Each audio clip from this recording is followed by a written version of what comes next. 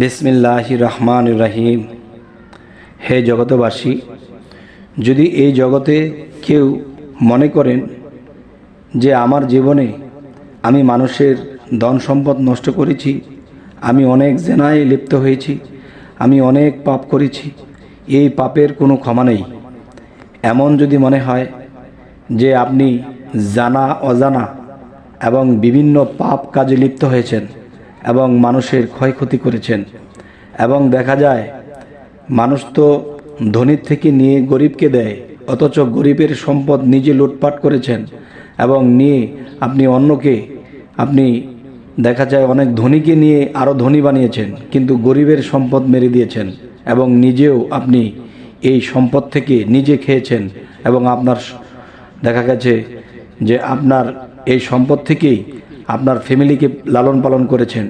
তখন দেখা যায় এই পাপের ফসল কে খেয়েছে? আপনার সন্তানাদি খেয়েছে। কিন্তু মনে রাখবেন, এই সন্তান কিন্তু আপনাকে এরকমই কিছু করবে এবং নিজে পাপী এবং পাপের সম্পদ খাইয়ে আপনি নিজেও পাপী, আপনার ফ্যামিলির মানুষগুলোকেও পাপী বানিয়েছেন।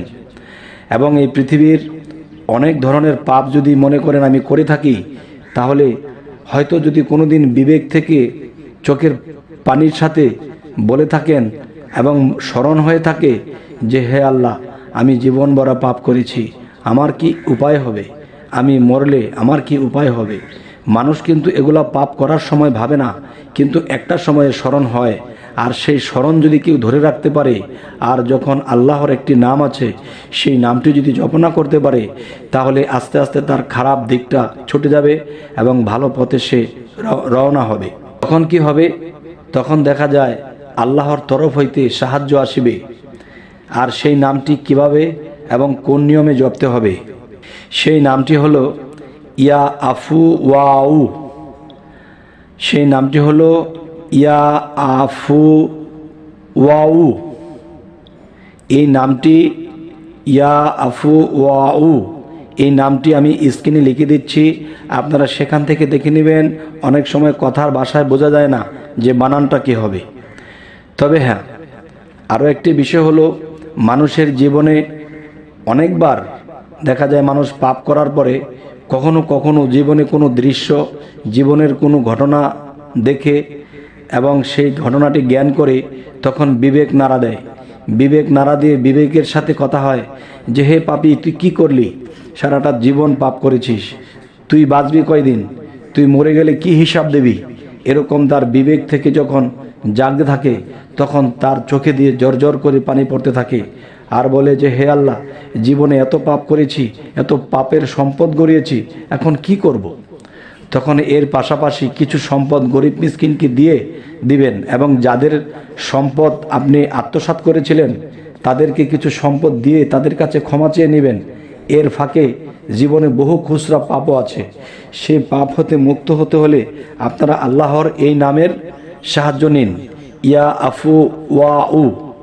ইয়া আফু ওয়াউ এই নামটি যখন আপনারা নামাজের ফাঁকে ফাঁকে, যেমন ফজরের পরে আপনি এই নামটি জপনা করলেন, কিছুক্ষণ জিকির করলেন, করার পরে মোনাজাত দিবেন, এরপরে জোহরের টাইমে এটা করবেন, এরপরে আসরের টাইমে এটা করবেন, মাগরিবের টাইমে করবেন এবং এশার পরে দীর্ঘ সময় নিয়ে এটা করবেন। এই জিকিরটি করলে কি হবে? তখন ইয়া আফু উ এই নামটি যখন মনে মনে জিকির করতে থাকবেন, জিকির করতে করতে আপনার চোখে যখন পানি আসবে, শরীরের লোমগুলো যখন শিহুরিয়া উঠিবে, তখন এই নাম আল্লাহর সিংহাসনের মধ্যে যখন কাঁপতে থাকবে, তখন আল্লাহ বলবে হে ফেরেশতাগণ, দেখো তো কোন বান্দা জানি আমাকে এই নামটি ধরে ডাকছে, কেন ডাকছে? তখন ফেরেশতারা যখন বলবে যে হে আল্লাহ, আপনার ইমুক বান্দা ইমুক দেশ থেকে, ইমুক গ্রাম থেকে যখন আপনাকে স্মরণ করেছে এবং জীবনে সে অনেক পাপ করেছে, জানা অজানা, সে এই পাপ থেকে মুক্তি চায়, সে এই পাপ থেকে নিষ্পাপ হতে চায়, আপনার কাছে ক্ষমা চাইতেছে। তখন সমস্ত ফেরেশতাদেরকে সামনে সাক্ষী রেখে আল্লাহ বলতেছে, দেখো তোমাদেরকে সাক্ষী রেখে আমি তাকে মাফ করব, কিন্তু সে যদি পরবর্তীতে আবারও একই পাপ করে তাহলে কিন্তু ক্ষমা পাবে না। তবে সে যখন চোখের পানির সাথে বিবেক জ্ঞান মন দিয়ে যখন আমাকে এই নাম জপনা করছে, আমি তাকে ক্ষমা করে দিলাম। কিন্তু পরবর্তীতে যদি একই পাপ করে সে আর ক্ষমা পাবে না, কারণ মানব সেবাই আমার কাছে পরম একটা সেবা, যে মানুষের সেবা করলে সেই সেবাটা আমি খুশি হয়ে থাকি।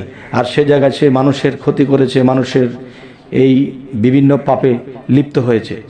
এবারের জন্য ক্ষমা করে দেওয়া হলো, কিন্তু পরবর্তীতে তাকে আর ক্ষমা করা হবে না, সে দোজখের আগুনেই দগ্ধ হবে। তবে হে জগতবাসী, আমাদের এই চ্যানেলের আলোচনা আপনাদের কেমন লাগছে অবশ্যই জানাবেন, এবং সামনে আরও ভালো ভালো আলোচনা পেতে আমাদের চ্যানেল যারা নতুন দেখছেন তারা সাবস্ক্রাইব করে নেবেন, এবং পরবর্তীতে আপনাদের কাছে অন্য আলোচনা নিয়ে হাজির হব ইনশাআল্লাহ। সকলে ভালো থাকবেন। আল্লাহ হাফিজ।